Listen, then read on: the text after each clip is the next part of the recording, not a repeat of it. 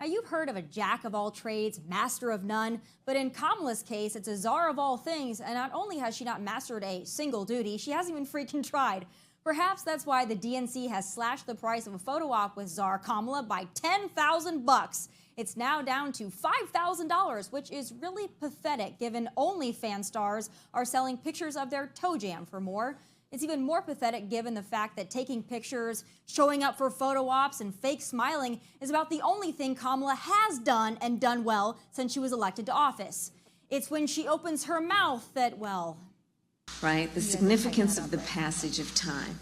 So when you think about it, there is great significance to the passage of time, and there is such great significance to the passage of time. We will work together and continue to work together, and to work together as we continue to work together on. We must together work together to see where we are headed, where we are going together. So much of what we have achieved together that is based on our collective ability to see what is possible, to see what can be, unburdened by what has been, to reject the notion that the way things have always been has to be the way things will continue to be.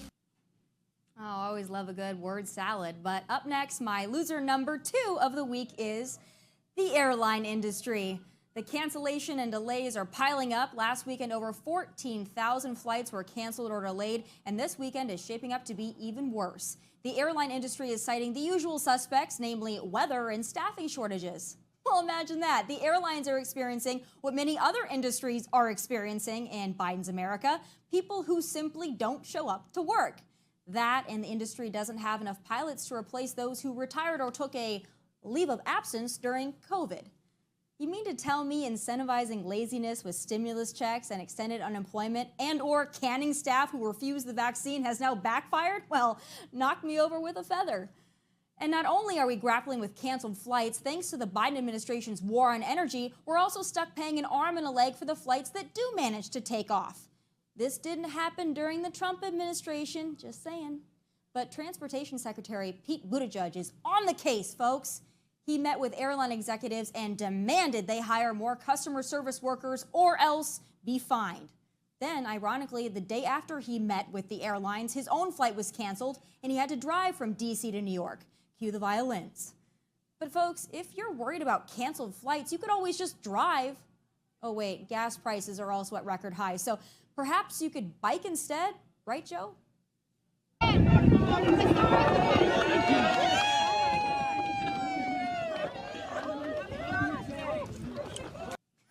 Oh boy, that never gets old. But last but not least is my third loser of the week, California Congressman Eric Swalwell and his Twitter fingers. Yesterday, he tweeted this, quote, "Today I gave a tour in the Capitol and was stopped by a father with his young boy. The father yelled at me, 'Hey, Swalwell,' then told his son, 'That's Swalwell. He's trouble. He doesn't back Trump.' I kept walking and felt sad for the boy. He's being raised in a cult family." Eric Swalwell is a failed presidential candidate, and after reading that tweet, I couldn't help but be reminded of another failed presidential candidate who said something similar. We are living in a volatile political environment. You know, to just be grossly generalistic, you could put half of Trump's supporters into what I call the basket of deplorables. And you see how well that turned out for her, Swally boy? But look, not only is his tweet ridiculous, I'd be willing to bet it's made up. Why? Because no one knows who Eric Swalwell is but Eric Swalwell. He has the personality of a deflated pool toy, he's not recognizable, and he has this habit of tweeting things like this for attention and to make Eric Swalwell happen. Well, newsflash, Eric, it's not happening. The only reason people outside of your district likely know your name at all is because of your Chinese spy rendezvous and or that one time you may or may not have tooted on camera. Oh, good stuff right there.